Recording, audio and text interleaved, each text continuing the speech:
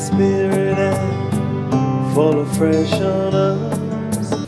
God loves you right where you're at. Right here, right now, God loves you perfectly. He loves you so much, He won't leave you where you're at.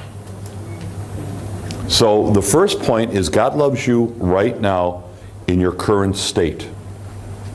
But He loves you so much, He won't leave you in your current state. And I suppose there's not one of us in this room who could say, oh yeah, my transformation is complete. We're all on the journey. We all have broken glass that God still wants to invite us to the light to remove. And for some of us, they're big things, and for some of us, they're small things. But St. John Chrysostom said something very, very important for us as Christians. St. John Chrysostom said, whether a bird is held to the ground by a leaden chain, or a bird is held to the ground by a silken thread, either way that bird cannot fly. So some of us are still dealing with leaden chains, and some of us are dealing with silken threads.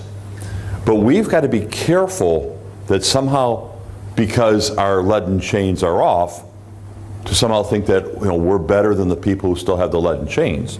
Because what we all have in common is we cannot fly unless the Lord sets us free.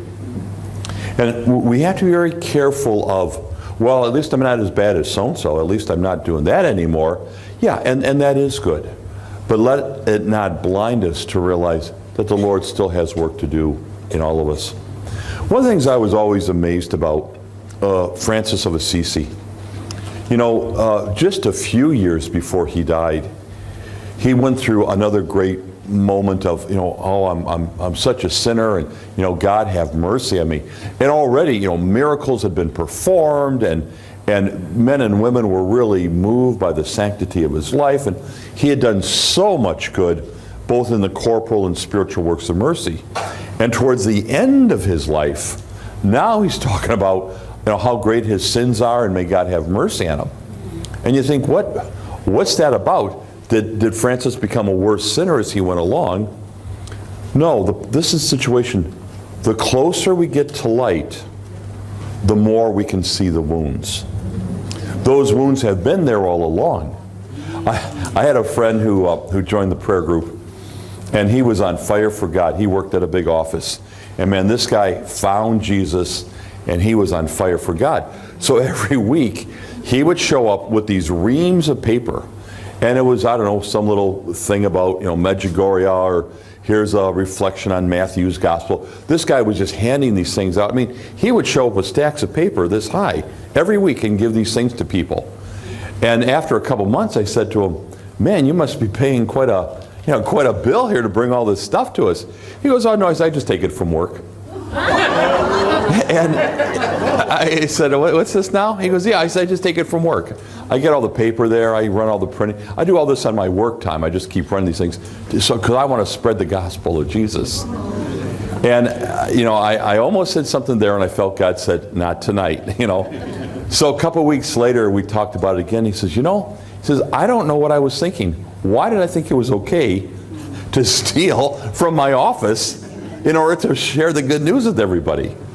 But the point is, it was a gradual realization, And so I'm sure God was happy with him turning to the Lord. I'm sure God appreciated his enthusiasm.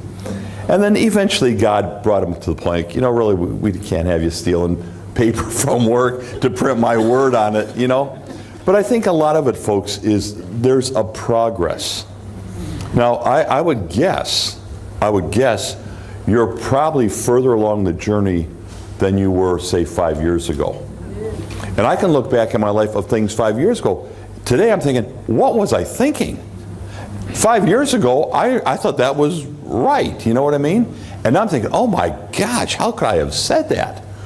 So we're on a journey, and hopefully 5 years from now, we'll be closer to the Lord than we are today. So God doesn't seem to have a problem with this being a process. I hope you don't have a problem with this being a process in your life, and I really hope you don't have a problem with this being a process in the other 7 billion people's lives. Sometimes, as many of us have been on this journey for a while, we forget what it was like at the beginning. We forget the struggles and the changing from one life to another, and at times we can be a little critical. Well, if this person was really a Christian, they would da-da-da-da-da. Well, you know, I'm not living the Christian life perfectly. I like to think I am, but that's what I thought 5 years ago. And I see now how many mistakes I was making. And I said, back 5 years from now, I'll look back and say, oh my gosh, remember when you were in Australia and you said blah, blah, blah, blah, blah? What were you thinking? So we need to be patient. Patient with ourselves and patient with everybody else. We're all trying to get home. Jesus died on the cross for all of us, and we need to help one another to come into this.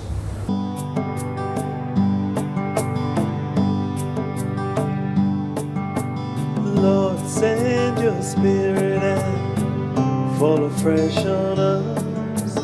Fill us with your power, Lord, and fill us with your love. Lord, send your spirit and fall afresh on us.